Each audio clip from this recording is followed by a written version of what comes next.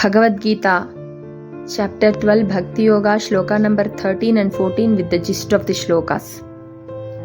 Advesta sarvabhutanam maitrah karuna eva cha nirmamo nirahankarah samadukha sukha kshami santustas satatam yogi yatatma dhrudha nischayah mayyarpita mano buddhihi yo madbhaktas same priyah.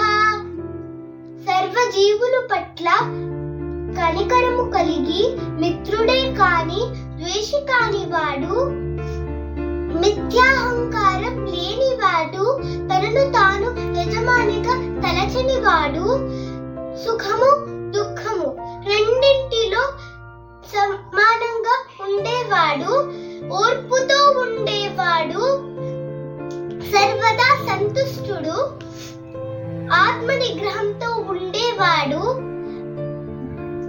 దృఢ నిశ్చయంతో భక్తియుత సేవలో నెలకొండి ఉండేవాడు,